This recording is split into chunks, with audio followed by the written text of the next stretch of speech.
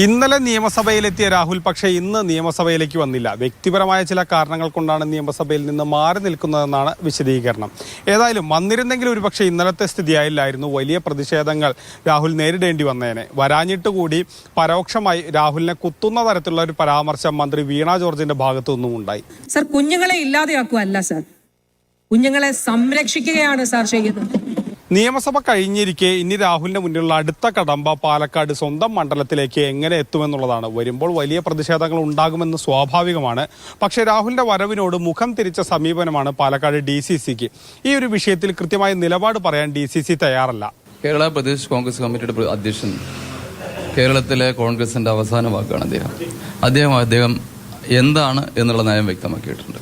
നിങ്ങളുടെ അടുത്ത് എല്ലാവരും വിളിച്ചു പറഞ്ഞിട്ടുണ്ട്. അതാണ് ജില്ലാ കോൺഗ്രസ് കമ്മിറ്റിയുടെ അധ്യക്ഷ നിലയ്ക്കും എനിക്കുള്ളത്. പാലക്കാട്ടേക്ക് രാഹുൽ വരുന്നതിൽ രണ്ടഭിപ്രായം പാലക്കാട്ടെ കോൺഗ്രസിലുണ്ട്. വരുന്നതാണ് നല്ലതെന്നും വരരുതെന്നും രണ്ടഭിപ്രായങ്ങൾ പറയുന്ന നേതാക്കളുമുണ്ട്.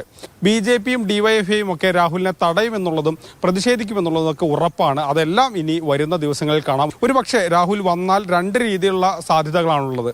ഒന്നെങ്കിൽ പൊതുപരിപാടിയിൽ പങ്കെടുക്കും, അവിടെ ഉണ്ടാകുന്ന പ്രതിഷേധങ്ങൾ തനിക്ക് അനുകൂലമാകുന്ന രീതിയിലേക്ക് മാറ്റിയെടുക്കുക. ഏതെങ്കിലും തരത്തിൽ രാഹുലിനെ കയ്യേറ്റം ചെയ്യുകയോ അല്ലെങ്കിൽ വാഹനത്തെ ആക്രമിക്കുകയോ ഒക്കെ ചെയ്താൽ അത് തങ്ങൾക്ക് അനുകൂലമായൊരു സഹതാപ തരംഗമാക്കിയെടുക്കുക.